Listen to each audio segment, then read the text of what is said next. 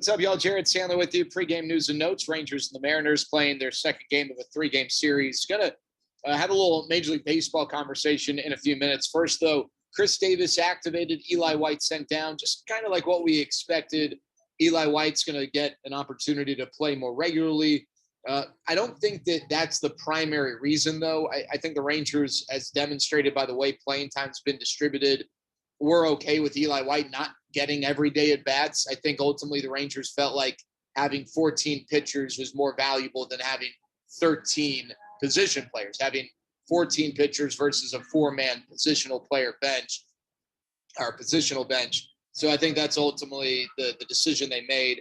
Chris Davis is going to start against lefties. Chris Woodward said he's going to start against some righties, but there really just isn't an opportunity right now. Maybe you can sneak a day off for a guy here or there, but he's not going to be an everyday, no questions asked in the lineup guy. He can earn that with performance, but his primary role is going to be against lefties. Just a guess here, and it'll be interesting to see how the Rangers deploy Chris Davis.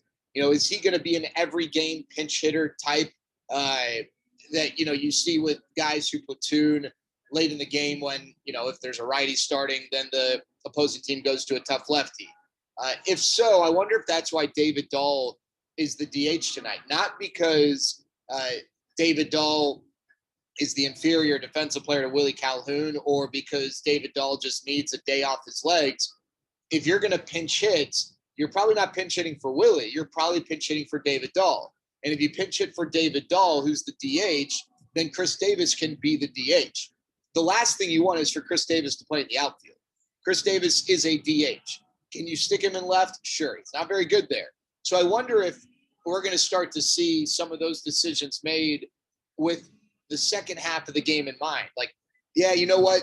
David Dahl's the better defensive player than Willie, but we'd rather have a full game of Willie in the outfield than a half a game of David Dahl and in critical late innings, a half a game of Chris Davis. It'll just be interesting to see how that all unfolds.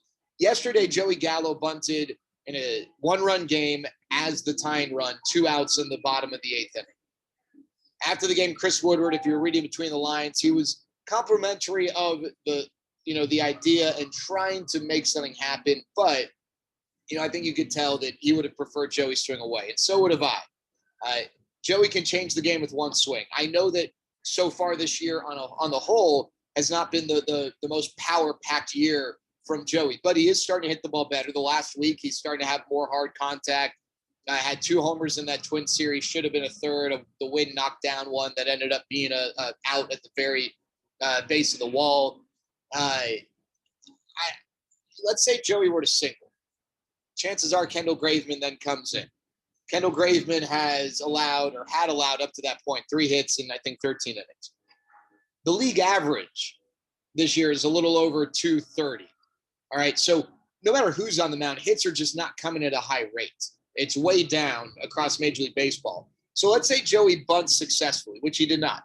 He ended up bunting too close to the mound, the plate, and it was thrown out. If Joey bunts successfully, he's at first. Sure, Joey could steal second, but it's not something that he does a ton. You're 2 hits away in all likelihood from tying the game.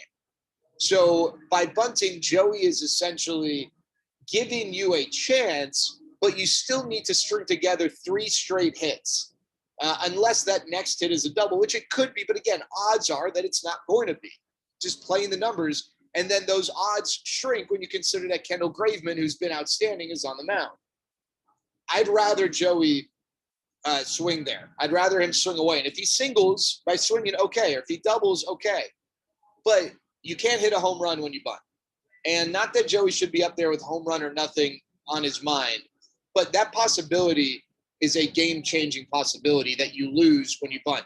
If I'm the Mariners, or if I'm a Mariners fan, I'm pumped when I see Joey Gallo turn to bunt. It's a sigh of relief.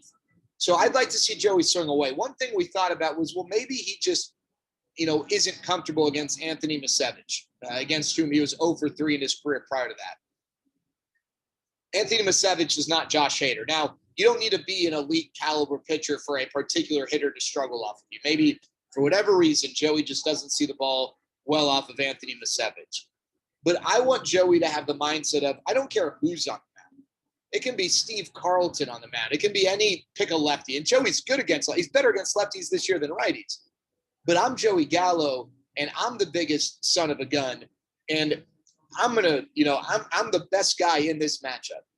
That's the mentality I would like. Now, you can't force that upon someone, and maybe that's not the way Joey's wired. And if not, that's okay. But, for a guy who's likely going to get a lot of money in a year and a half, typically a team's going to want that guy to be someone whose back you can get on. It didn't work out, and if he would have bunted successfully and then Adolis Garcia doubles, then we're maybe not having this conversation in depth like this. Now, if Adolis Garcia was the tie and run and Joey was bunting to give him a chance to come up as the tie and run, hey, that's great. That I'm okay with that. I would much rather see Joey Gallo swing away. Also, he walks a ton too. So there are a lot of ways he could have gotten on first. I didn't need the bunt early in the at-bat to be one of those ways. And it's a learning moment. And, hopefully the hard hitting we've seen from Joey the last week continues back in the lineup, of course, tonight. All right, quickly around Major League Baseball. Want to talk about Albert Pujols and want to talk about 200 wins. Let's start with Albert Pujols. Albert Pujols seemed to be, there's never a sure thing, but Albert Pujols seemed to be close enough to a sure thing when he signed his contract with the Angels. There are not many guys in whom you'd be as confident investing the length and money that the Angels invested in Albert Pujols after 30 years old. But Albert Pujols was not a guy who relied on waning athleticism. He was a guy who was such a fundamentally sound hitter and not someone you anticipated who would have as precipitous of a decline as he did. Just to give you an idea, Albert Pujols in his 30s had the same WAR that former Ranger, briefly, Randy Velarde had in his 30s. So from 30 onward in Randy Velarde's career and Albert Pujols' career, they amassed the same WAR. That is how ordinary Albert Pujols was during his time with the Angels. He never had a season that came close to any of his seasons with St. Louis, not even one. A lot of times when you do these contracts, you expect the last few years to be rough. I don't think that when the Angels signed that contract years ago, that anyone would be surprised that in 2021, Albert Pujols would be struggling. I think their surprise would be that in his first year, 2012, through, let's say, 2014, his first 3 years, he would have an 810 OPS, which for a lot of guys is fine. But for a guy you were paying that much, a guy who never had an OPS with the Cardinals below, I think, 906, that's concerning. He just never was the guy in Anaheim that he was with the Cardinals. And he only had one season in his career with the Angels with an OPS better than 790. And that was his very first year. Every other season was spent with an OPS in the 700s or below. That's okay. Yeah, he had a 40 home run season in 2015, but, even in that year, hit 244, got on base less than 31% of the time. That's brutal. So it's just a cautionary reminder of not that you shouldn't sign these big deals, because at some point in time, you are, as an organization, at the right point of your cyclical journey of competitiveness to make those moves. But they're not guarantees. And the odds are you're not going to be happy at the end, at least as happy at the end as you were at the beginning. And in this case, you probably weren't happy in the middle, which that's the scary part. But it just didn't work out for Albert Pujols with the Angels. And they invested a lot. And frankly, unfortunately, I think Albert Pujols kind of represents the Angels in the Artie Moreno era of ineptitude or mediocrity. A lot of flash, big name, a lot of money, big contract, not the production that you would have expected. And that's kind of, unfortunately, fortunately for the Rangers, but unfortunately for them, what they've been about. All right. Another no-hitter was thrown yesterday. Wade Miley threw the fourth of the season. Sean Manaea almost threw the fifth an hour or so later. It was broken up in the eighth inning. The Major League batting average this year is 233. Last year it was in the 240s. It is remarkably low. It is incredible. And I wonder, obviously there are rules that can change that increase offense, if they do move the mound back, stuff like that. But they're two milestones that I don't know that anyone's going to reach anytime soon. And I don't want to put any finality to it like ever again, but I don't know who the heck's getting to 3,000 hits, especially when batting averages are dropping and hits just aren't coming as frequently. Plus, you got the longevity part of it. That's always been a challenge no matter what era. But who the heck's getting to 3,000 hits and who's getting to 300 wins? We can discuss the 3,000 hits thing in a later pregame conversation. But I wanted to bring up the 300 wins because I remember when Bartolo Colon was pitching for the Rangers. We had this discussion. This is not a new discussion of who the heck is going to get to 300 wins again. I mean, you've got pitchers who are not going as deep into games, and thus they're not getting as many wins because of it. People are more cautious with pitchers, but Bartolo Colon had 247 wins, and we discussed during his year with the Rangers in 2018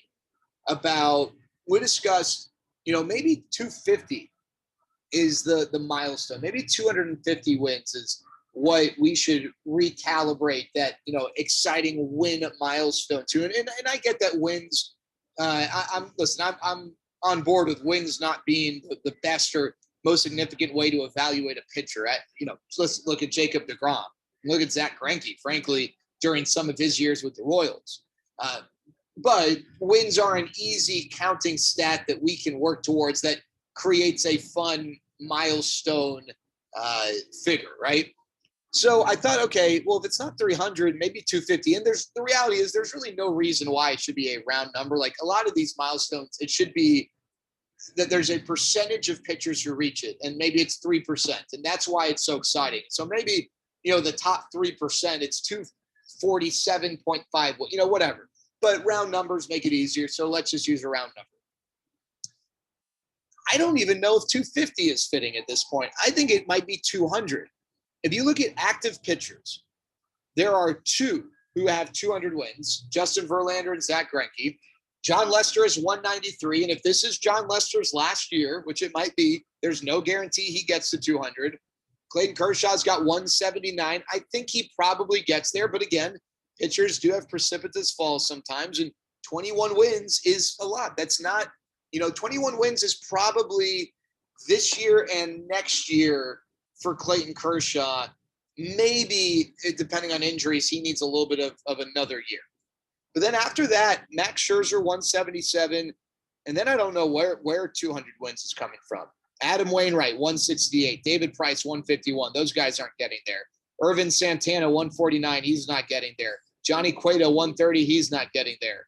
Jay Happ, 125. He's not getting there. Madison Bumgarner, Jake Arrieta, Steven Strasburg. Steven Strasburg at 112, you think possibly, but he's still 88 wins away. Garrett Cole at 105 probably is a good chance. But point being, it shouldn't be a club that has, a big membership. And so when I look at active pitchers, forget the kids who are 24 and under, who there's just way too much time for us to truly gauge. You got Verlander and Greinke in there, Lester and Kershaw and Scherzer as guys who will, I think, stand a really good chance of getting there. And then after that, maybe it's Garrett Cole. I don't know who else. And so to me, 300 wins now needs to be 200 wins. 200, if we're going to celebrate wins, 200 needs to be that number. Because let me tell you something, none of these guys on this list, there's not a single active pitcher who right now I think stands a chance of getting 300. And Justin Verlander at 226 is probably the guy who's got the best chance to get to 250. That's not happening either. All right, there you go. That's our pregame conversation. Talk to y'all later. Have a great day.